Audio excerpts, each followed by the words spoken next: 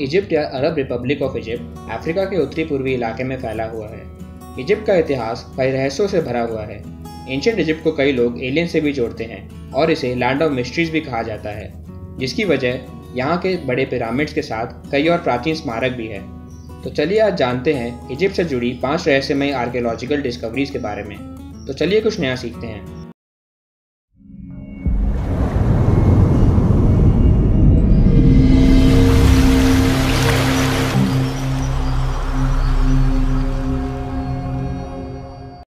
Number 5 पर है the Giza void.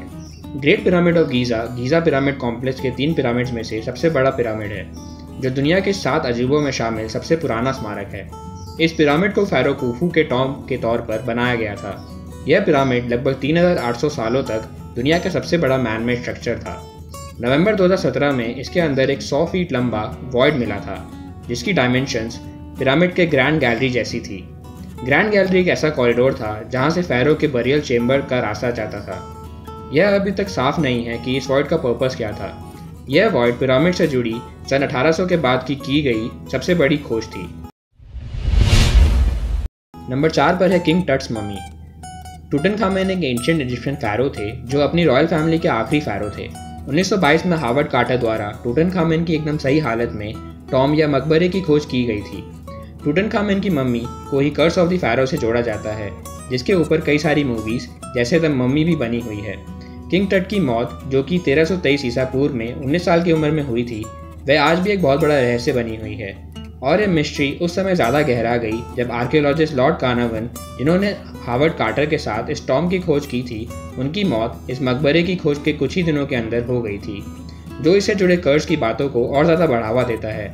King टट की मम्मी से काफ़ी सारी हड्डियां भी गायब थी और कई पुरानी चोटों के निशान थे, जो उनकी मौत को और ज़्यादा रहस्यमय बनाती है।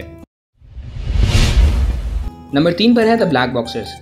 गीज़ा के रहस्यमय पिरामिड से लगभग 19.3 किलोमीटर दूर मेम्फिस के एक गुफाओं के बड़े नेटवर्क में 24 बड़े ब्लैक बॉक्सेस पाए गए थे, जिनमें से हर एक का वजन लगभग 100 टन से ज़्यादा था। कई लोग इसे एलियन से जोड़कर भी देखते हैं। यह गुफाएं एक धार्मिक स्थल का हिस्सा थी, जिसकी खोज एक फ्रेंच आर्कियोलॉजिस्ट ने 1850 में की थी। यह एक बरियल ग्राउंड था जो लगभग 3300 साल पुराना था, जो रामसेस द सेकंड नाम के फ़ारो ने बनवाया था। कई रीसेंट स्टडीज़ के अनुसार यह एपिस बुल का बरियल प्लेस था, जिसे उस समय भगवान की तरह पूजा जाता था।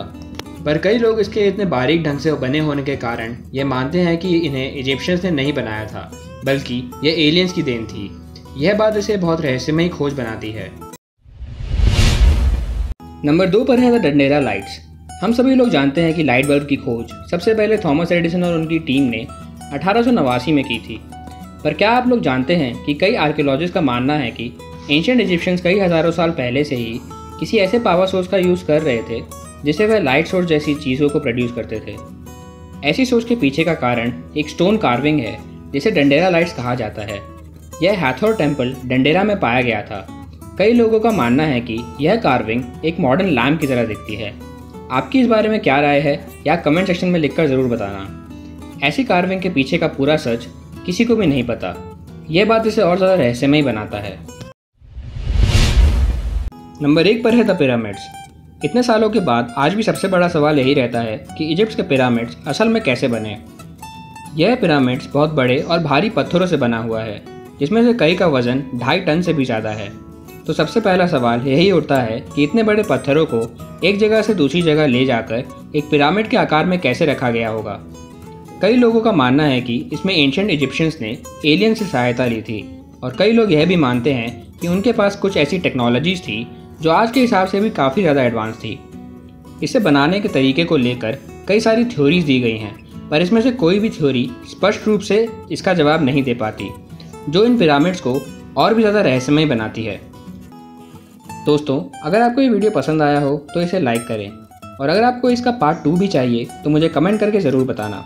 और ऐसे ही ऑसम कंटेंट के लिए कीप वॉचिंग हिडन वर्ल्ड 101।